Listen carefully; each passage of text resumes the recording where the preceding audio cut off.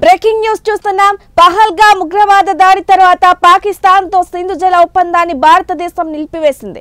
ఇంతలో శనివారం మధ్యాహ్నం పాక్ ఆక్రమిత కాశ్మీర్లోని ముజఫరాబాద్ లోని హైటెక్ బాలా ప్రాంతంలోని జీలం నదిలోకి భారతదేశం నీటిని విడుదల చేసింది. దీని కారణంగా ముజఫరాబాద్ అధికారులు నీటి అత్యవసర పరిస్థితిని ప్రకటించారు. నిజానికి జీలం నదిలోకి నీరు విడుదల కావడం వల్ల ముజఫరాబాద్ లో అకస్మాత్తుగా వరదలు వచ్చాయి. ఈ పరిణామంతో ముజఫరాబాద్ వ్యాప్తంగా అధికారులు హెచ్చరికలు జారీ చేశారు.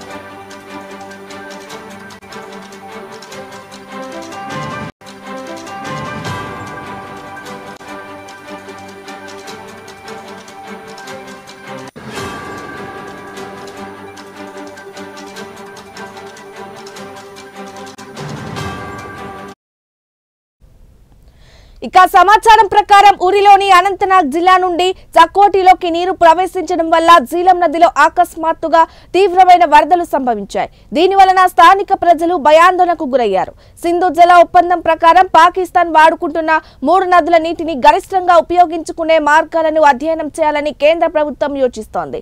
1960 సింధు జల ఒప్పందంపై భవిష్యత్తు చర్యలను చర్చించడానికి హోంమంత్రి అమిత్ షా అధ్యక్షతన శుక్రవారం జరిగిన ఉన్నత స్థాయి సమావేశంలో ఈ ప్రతిపాదనను ముందుకు తెచ్చారు.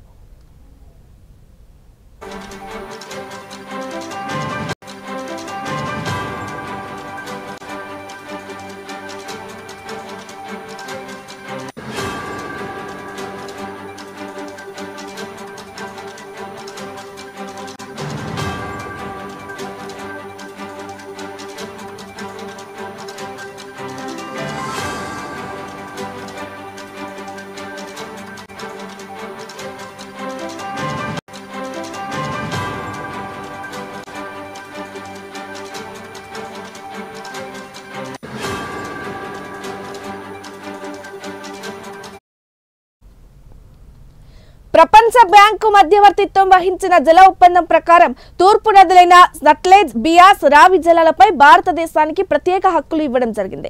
సగటు వార్షిక ప్రవాహం సుమారు 33 మిలియన్ ఎకరాల అడుగులు. పశ్చిమ నదులైన సింధు, జీలం, చీనాబ్ జలాలు ఎక్కువగా పాకిస్తాన్ కు కేటాయించడం జరిగింది. సగటున వార్షిక ప్రవాహం 135 MAF. అయితే పహల్గామ్ ఉగ్రదాడి తర్వాత పాకిస్తాన్ కు ఒక్క చుక్క నీరు కూడా వెళ్లకుండా ఉండేలా ప్రభుత్వం ఒక వ్యూహాన్ని రూపొందిస్తోందని జలశక్తి మంత్రి సిఆర్ పాటిల్ శుక్రవారం అన్నారు. ప్రధానమంత్రి నరేంద్ర మోదీ అనేక సూచనలు జారీ చేశారని, వాటిని అమలు చేయడానికి ఈ సమావేశం నిర్వహించామని ఆయన పేర్కొన్నారు.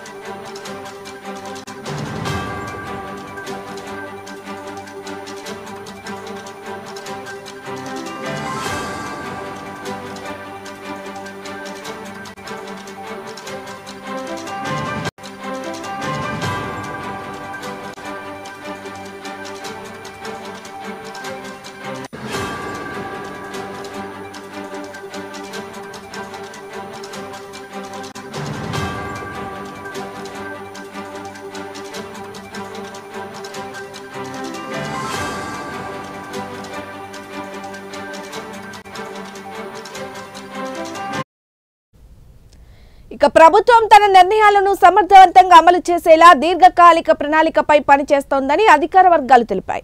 ఒక అధికారి ప్రకారం 3 పశ్చిమ నదుల నీటిని ఎలా ఉపయోగించుకోవాలో అధ్యయనం చేయాలని మంత్రిత్వ శాఖను కోరారు. ఒప్పందాన్ని నిలిపివేయాలనే నిర్ణయం వల్ల భారతదేశం పొందే నీటిని పూర్తిగా ఉపయోగించుకునే సామర్థ్యాన్ని పరిమితం చేసే మౌలిక సదుపాయాల కొరత గురించి నిపుణులు చర్చిస్తున్నారు.